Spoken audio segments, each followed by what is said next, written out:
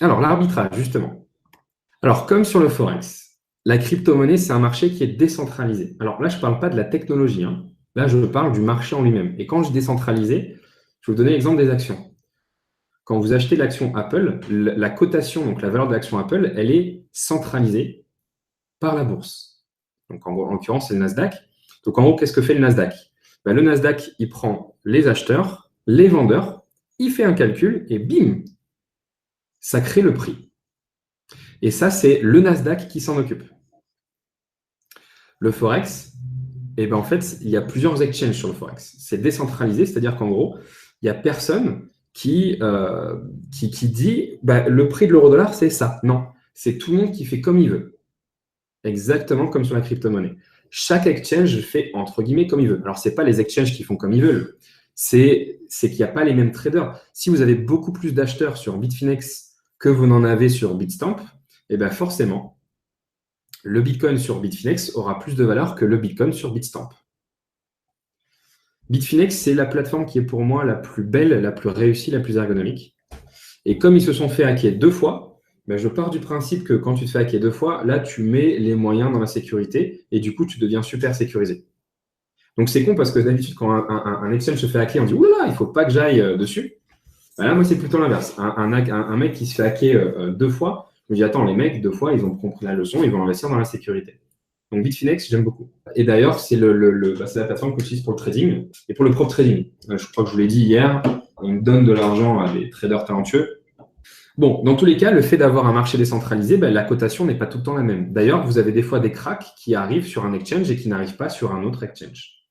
Donc, le fait d'avoir ces différences, normalement, ça peut être vu comme quelque chose qui n'est pas top. Parce que, ben merde, quoi. Il n'y a pas un Bitcoin. Il y a le Bitcoin de Poloniex, il y a le Bitcoin de Bitrex, il y a le Bitcoin de HitBTC et tous les autres, hein. Il y a je ne sais pas combien de milliers d'exchanges dans le monde. Mais bon, ça crée aussi des opportunités. Et on appelle ça, du coup, des opportunités d'arbitrage. Alors, normalement, quand on fait un arbitrage, on vend et on achète en même temps. Alors, je vais vous expliquer un exemple très célèbre d'arbitrage. Vous avez, par exemple, un produit, par exemple le DAX, et vous avez son produit dérivé, donc le futur du DAX. Enfin, un indice, c'est le futur. Normalement, les deux doivent évoluer dans le même sens, hein. Les deux doivent monter, les deux doivent descendre, etc. Mais il se trouve que des fois, il y a des petites différences. Il y en a un qui monte, un qui descend un tout petit peu. Et du coup, cette différence, elle est exploitée par les arbitragistes. Alors, le domaine de l'arbitrage est extrêmement complexe, mais aussi extrêmement intéressant.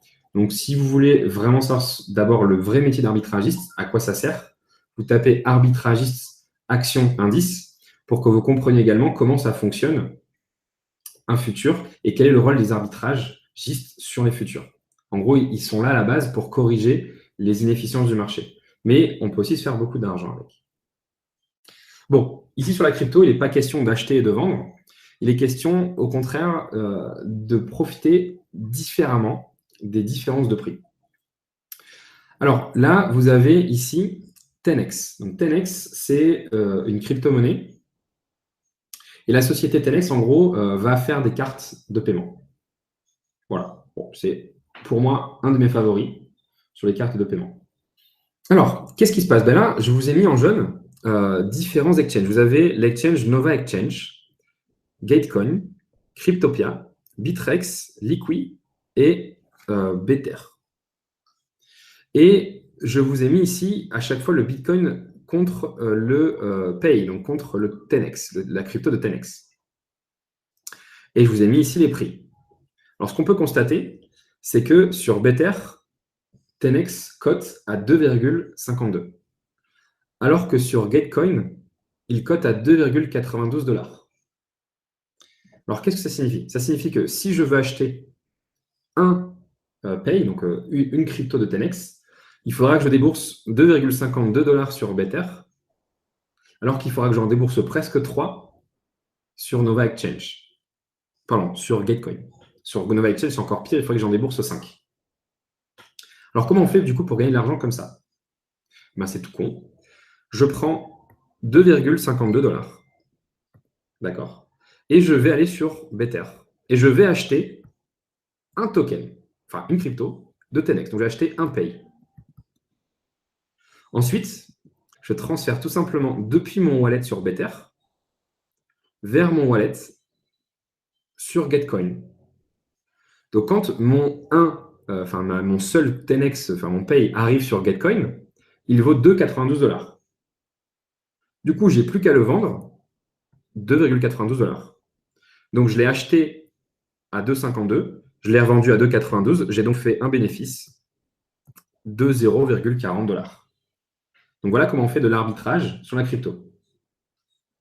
Alors, il y a quelques limites, bien évidemment, puisque vous pouvez remarquer qu'il y a ici la colonne volume. Alors, la colonne volume, c'est en gros combien cet exchange-là traite.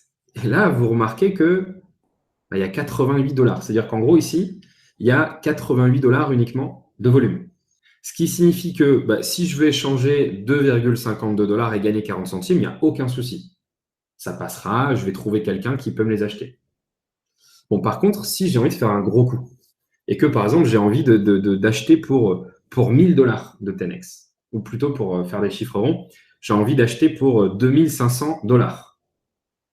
Donc, en théorie, je mets 2500 $ ici, d'accord, sur Better, et je reçois du coup 1000 10x. Ensuite, je les envoie sur Getcoin. Donc, sur Getcoin, les 2500 $ se transforment en 2900 $. Et là, j'encaisse 400 $. Et ça en quelques minutes. Bon, le problème, c'est que vous remarquez que dans la case volume, ici, il y a marqué que 1400 $. C'est-à-dire que déjà, c'est un exchange où il n'y a pas beaucoup d'échanges parce que là, au cours des dernières 24 heures, il y a uniquement 1400 $ qui ont été échangés. Donc, si je veux acheter pour 2500 $, c'est un peu compliqué, a priori, de trouver quelqu'un pour me vendre. Parce que, en fait, l'idée, c'est d'aller sur Better, de trouver quelqu'un qui veut bien me vendre sa crypto pour 2500 $, qui veut bien me vendre 1000 tokens. Si sur cet exchange, personne n'a 1000 tokens, je ne pourrais pas le faire.